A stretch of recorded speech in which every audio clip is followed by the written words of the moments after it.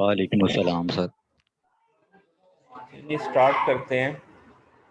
आज हमारा जो टॉपिक है use case identification, modelling relationship of include and extend in use cases और स्टीरियोटाइप्स जो यूज होते हैं यूज केसेस में। सिनेरियो है हमारे पास ATM system of a bank provide facility to customer, they can withdraw cash. अब इसके अंदर क्या है, विदड्रॉ कैश हो सकता है with much ease. Each customer should have ATM card and PIN code to use ATM machine. Interaction with ATM system can be made by keyboard or by using touch screen. Once the card is entered, it is verified by bank central system. The customer PIN code is verified. Only validated customer can use ATM system. They are also used to withdraw cash up to specific amount. ATM user can also inquire their amount balance. These day banks also allow customers to transfer money using ATM. By entering the destination information and amount to transfer, customer can transfer money. When ATM machine goes out of cash, bank staff can stop the machine and refill it again. अब इसमें से हमने क्या करना है, use cases identify करने हैं। Use cases identify करने, अब यहाँ पे ये विड्रॉ, ये एक यूज केस है। इंक्वायरी अमाउंट बैलेंस, ये एक यूज केस है। ट्रांसफर, ये एक यूज केस। ये तीन फंक्शनैलिटी बताई ना इस सारे में, बाकी तो वो यूजेज बताया ना। फंक्शनैलिटी यूज क्या है, एक विड्रॉ कर सकते हैं। एटीएम का यूज क्या है, बल्क में क्या आप कैश विड्रॉ कर सकते हैं, डिपॉजिट नहीं कर सकते कैश। फॉरेन में जो एटीएम मशीन्स है उनके अंदर आप कैश जो है वो डिपॉजिट भी कर सकते हैं। ठीक है, तो यहाँ पे इस सिनेरियो के अंदर क्योंकि डिपॉजिट का सिनेरियो नहीं है, सिर्फ विड्रॉ कर सकता है, इंक्वायरी कर सकता है बैलेंस की, और ट्रांसफर कर सकता है मनी। ये तीन यूज केसेस। अब एक्टर इसमें कौन कौन से होते हैं, कस्टमर, एटीएम यूजर। बैंक भी एटीएम को यूज कर सकता है, बैंक स्टाफ भी है। और एक्टर कौन कौन से हो सकते हैं, एटीएम एटीएम काश कैश रिफिलर, यानी वो तमाम लोग जो एटीएम के साथ इंटरेक्ट करते हैं वो सारे कस्टमर हैं। कैश रिफिलर वो भी इंटरेक्ट करता है, बैंक स्टाफ करता है, ठीक है, कस्टमर करता है। सेंट्रल सॉफ्टवेयर, बैंक का सेंट्रल सॉफ्टवेयर भी उसके साथ इंटरेक्ट करता है, ठीक है। मेंटेनेंस इंजीनियर भी इसके साथ इंटरेक्ट करता है, और सिक्योरिटी गार्ड भी किसी एंड तक सिक्योरिटी के पॉइंट ऑफ व्यू से इंटरेक्ट करता है। अब एक्टर विद यूज केसेस क्या है, यूज केस का नाम क्या है, प्लेस ए बिड। अब एक और एग्जांपल है, purchase an item, create account, search listing, provide feedback, create an action, ship an item. अब ये क्या है, अब इनके प्राइमरी एक्टर क्या हैं, ये बायर के जिम्मे है, ये जेनेरिक यूजर के जिम्मे है, ये सेलर के जिम्मे है। अब स्कोप इनका इन है, इनका मतलब क्या है, इन साइड दी सिस्टम है, एक्सटर्नल सिस्टम नहीं है। अब इनकी कम्प्लेक्सिटी लेवल ये दी हुई है, प्रायोरिटी जो है ये दी हुई है। तो ये क्या है, आप यूज केस इंडेक्स बना लेते हैं। ये क्या बना लेते हैं, यूज केस इंडेक्स। अब उस इंडेक्स की मदद से आप क्या है, आसानी से क्या कर सकते हैं, ठीक है। अब इसमें अब वो जो पहले वाला आपने किया था एटीएम यूजर वाला, उसके अंदर क्या है, withdraw cash use case name, enquire account use case name, transfer use case name. अब इसमें एक्टर कौन है, एटीएम यूजर, ये विड्रॉ कर सकता है, इंक्वायरी भी कर सकता है, ट्रांसफर भी कर सकता है। अब स्कोप, कॉम्प्लेक्सिटी सिंपल है, प्रायोरिटी ये है, ठीक है। Use cases can be very useful to find out the requirement of a system. So it is recommended to identify use cases first, just like we did in previous slide. Use case can be very good. Find out requirement of system. किसके लिए important है, requirement of system। ये पहले slide में भी आपने पढ़ चुका। रिक्वायरमेंट क्या है? रिक्वायरमेंट की दो टाइप्स हैं, फंक्शनल और non functional. Operational use cases are used to capture functional requirement. Use case किसके साथ डील करता है? Functional requirement. Use a unique identifier for every requirement. हर रिक्वायरमेंट को हम क्या कह देते हैं? एक आइडेंटिफायर दे देते हैं, requirement number 1 2 3 so etc. Avoid ambiguity in your requirement, write them completely.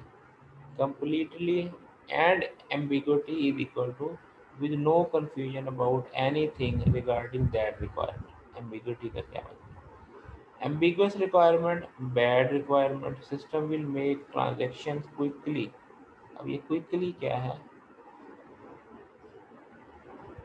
अब इसका इस क्विकली को आप कैलकुलेट कर सकते हैं? नहीं। System should be able to maintain many user at a time. अब मैनी से कितने कितने मैनी से क्या है? दो यूजर मैनी हो जाएंगे, तीन हो जाएंगे, 10 हो जाएंगे, 20 हो जाएंगे, 50 होंगे, कितने यूजर? ये चीज़ें जो है एम्बिगुइटी क्रिएट कर रही है।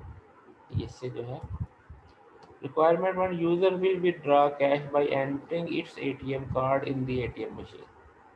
After entering card, its PIN code, user will select related option provided by system on the ATM screen by using keyboard or touch screen. User will inquire its account balance. To inquire balance, user has to complete this process is provided in requirement 1.1. Requirement is user can transfer an amount to another account. This amount limit up to 25,000 per day. Requirement 3.1, user will enter the receiver's account number and amount to be transferred in the system. This process can be completed by fulfilling requirement 1.1। और requirement 1.1 में क्या है?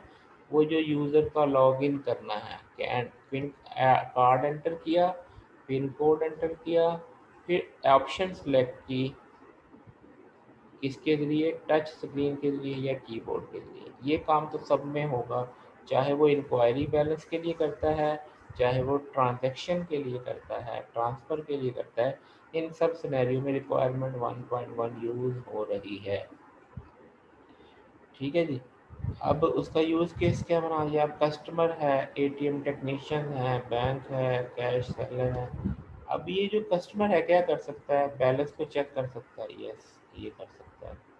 Cash withdraw कर सकता है, yes customer कर सकता है। ट्रांसफर फंड कर सकता है, यस कर सकता है। अच्छा, अब कैश रिफिलर जो है वो डिपॉजिट कर सकता है, पैसे डालता है, कैश रिफिल। बैंक जो है वो फंड्स ट्रांसफ़र भी कर सकता है, बैंक विड्रॉ भी कर सकता है, बैंक बैलेंस भी चेक कर सकता है, बैंक मेंटेनेंस भी कर सकता है, बैंक रिपेयर भी कर सकता है। और एटीएम ट्रांजैक्शन टेक्नीशियन क्या करता है? मेंटेन करता है एटीएम मशीन को और रिपेयर करता है। ठीक है जी। तो ये क्या था हमारे पास use case model for bank. अब if we discover deep in ATM system scenario, there are still more things that are not mentioned in use case model. Some more use cases that may be linked with one system, with our system. Can you think of any?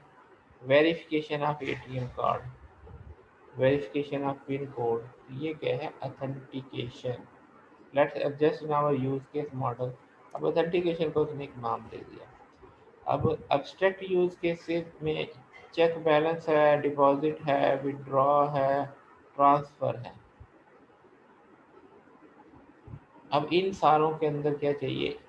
ATM transaction है, और ATM transaction include करता है customer authentication.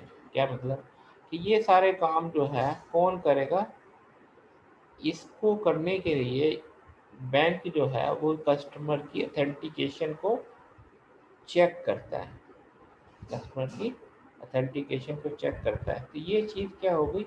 Include हो गई transaction के साथ। कि जैसे ही ट्रांजैक्शन होगी वो इस चीज़ को चेक करेगा, is it a valid user.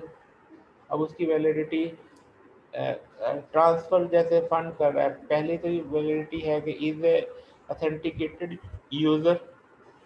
ये भी हो सकता है कि वो चेक करे कि जितनी अमाउंट वो ट्रांसफ़र कर रहा है उसकी वो वैलिड ट्रांसफ़र अमाउंट है, जितनी वो विड्रॉ कर रहा है वो वैलिड विड्रॉल अमाउंट है।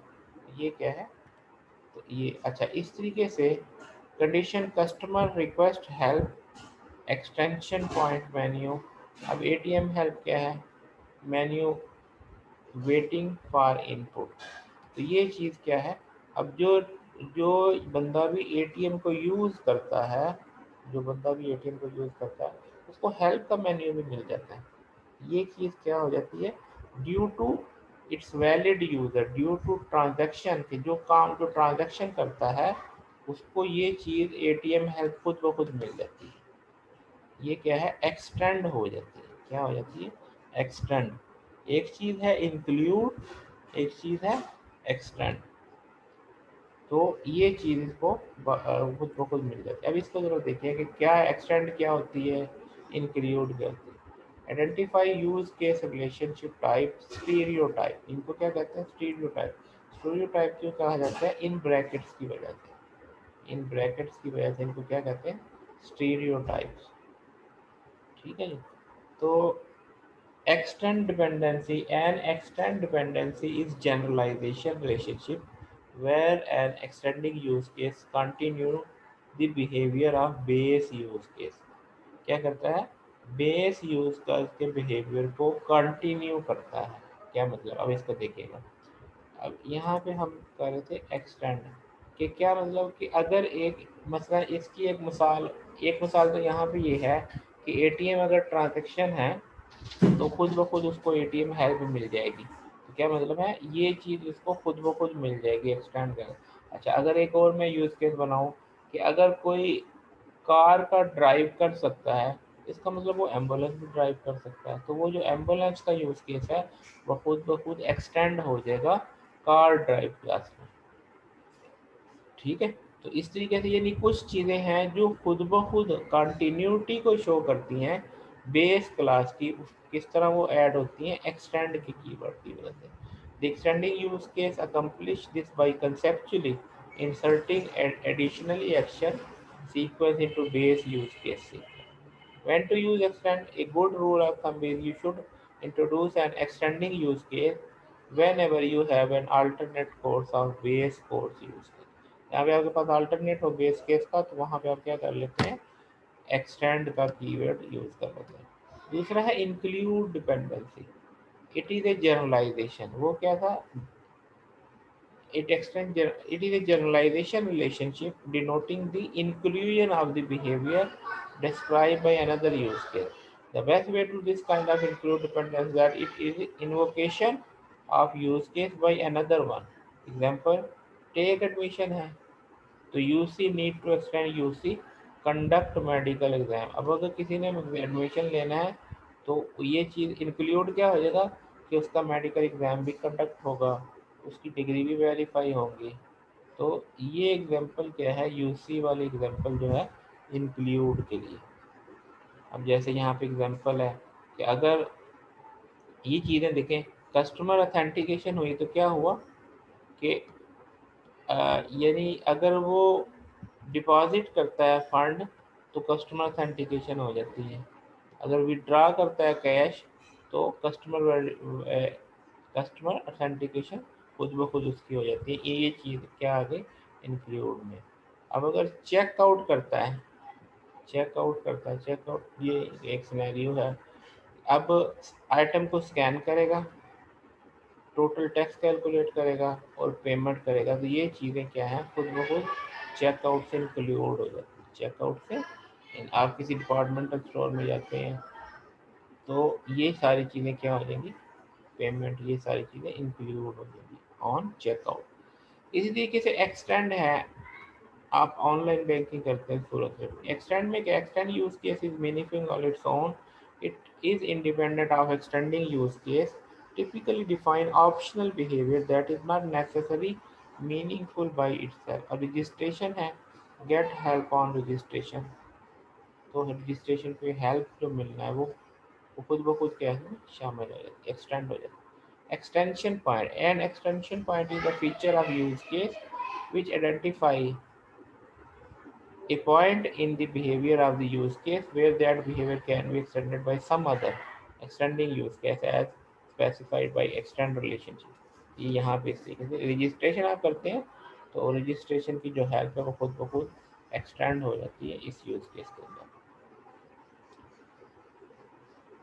अब इंक्लूड वर्सेस एक्सटेंड में बैंक एटीएम ट्रांजैक्शन है तो हेल्प इसमें एक्सटेंड हो जाती है। बैंक एटीएम ट्रांजैक्शन है, कस्टमर ऑथेंटिकेशन इसके अंदर क्या हो जाती है, इंक्लूड हो जाती है। Base use case is complete by itself, defined independently, ये वाला जैसा।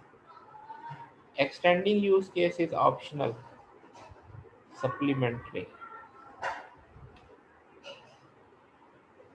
has at least one explicit extension location, could have optional extension condition, could have optional extension condition, और इंक्लूड में base use case is incomplete. जैसे ये bank account transaction है तो ये क्या है, एब्स्ट्रैक्ट फॉर्म में है, उसकी रियल में जो है वो कस्टमर आइडेंटिफिकेशन होती है। Include use case required not optional, जो रिक्वायर्ड होते हैं यानी कंपल्सरी होते हैं। No explicit inclusion location but include at some location, no explicit inclusion condition, यहाँ पे इंक्लूजन की कंडीशन की भी एक्सप्लिसिट नहीं देनी पड़ती। Extension point may be shown in the compartment of the use case overall symbol under the heading extension point. Each extension point must have name unique within the use case. Extension point are shown as a text string according to the syntax. Extension point, name or explanation. The optional explanation is some description usually given by informal text.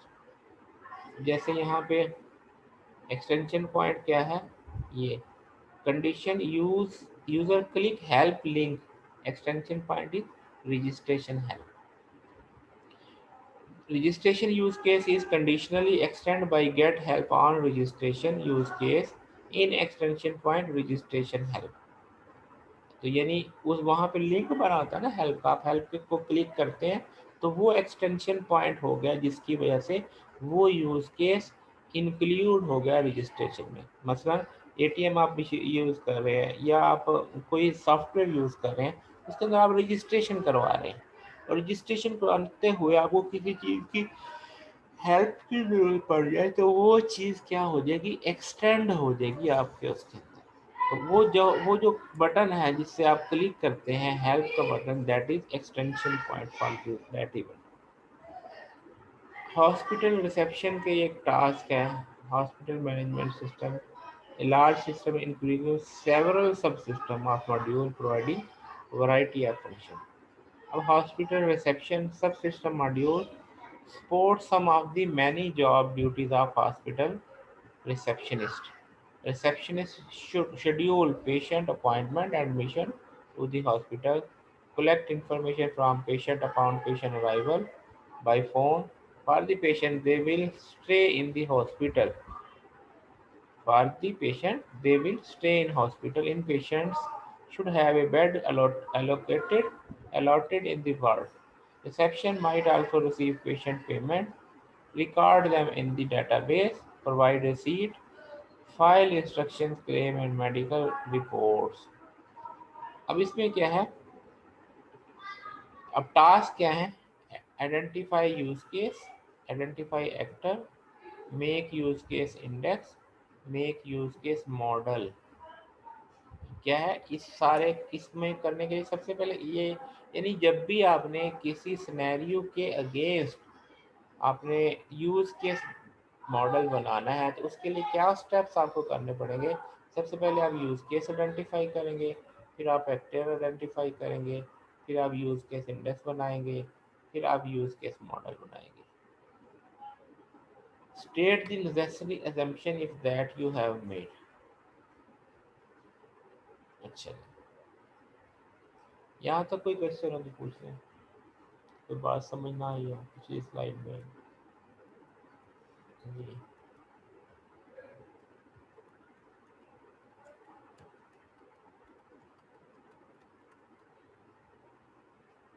चलिए next session करते हैं 5 minute में।